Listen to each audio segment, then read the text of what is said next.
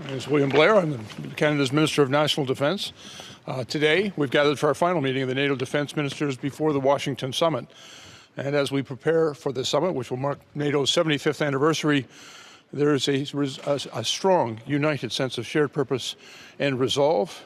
Yesterday, we spent a great deal of our discussion talking about Ukrainians' courageous fight against Russia, illegal and unjustified aggression, and our collective support for the work that they are doing. We are also, I'm able to share with you that Canada is increasing our presence in the Alliance's eastern flank, where we lead NATO's multinational battle group in Latvia. The battle group plays a critical role in detecting and deterring threats, and to make our deterrence even stronger, we're working to scale up our multinational brigade, their two-brigade size. As well, Canada is sending the HMS Charlottetown into the Mediterranean, where it's going to assume command of the standing NATO Group 2. Also able to share with colleagues some of the investments we're making through our new defense policy update, which will include a very strong upward projection of our defense spending so that we can meet our obligations to NATO and also to the defense of our own country. I'll take any questions you may have. You agreed on a NATO-led framework for the military support of Ukraine. Did you do this to make the military support to Ukraine Trump-proof? Well, first of all, I want to acknowledge the outstanding leadership of the United States and SAGU in particular in helping coordinate the support for Ukraine. But there was discussion on how greater coordination might be achieved through the new NATO arrangement, and so there was a discussion. I think it reflects our collective resolve to continue to do everything that is necessary to support Ukraine. You mentioned that Canada is increasing its defense spending. Can you elaborate? Yeah, actually, we just recently reintroduced our defense spending. There's a number of very significant investments I have to make for the defense of our continent and my own country. We are investing, for example, quite significantly in the high Arctic and building new capabilities there, new maritime sensors.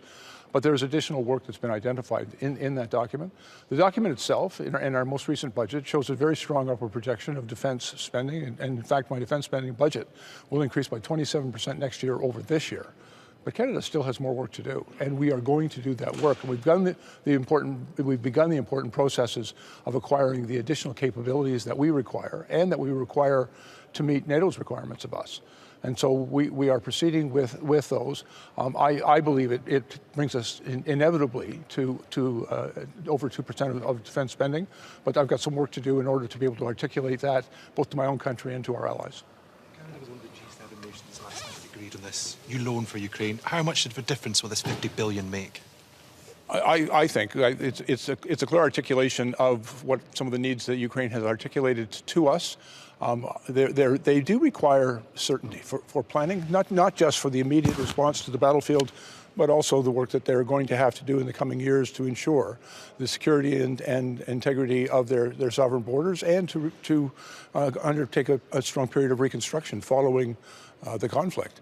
And so we have agreed that is what Ukraine requires, but there's still work to do among all the contributing members to make sure that we can meet that target.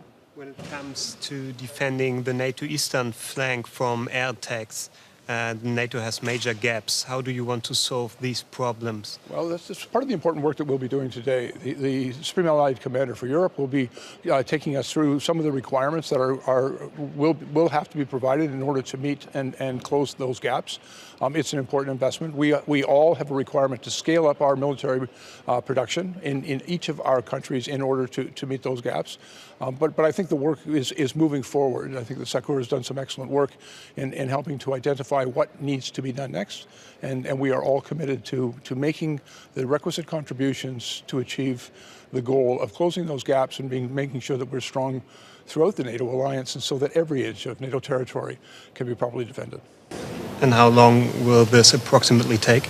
Well, we all feel a great sense of urgency to it. The world is changing rapidly, and what we are seeing is with the advent of new technologies and as well with the aggressive action of adversaries, it does require a sense of urgency among us. I want to assure certainly my country that all of our allies feel that shared sense of urgency, and we've got work to do, and we're going to do it. Thank you very much, everyone. Good morning.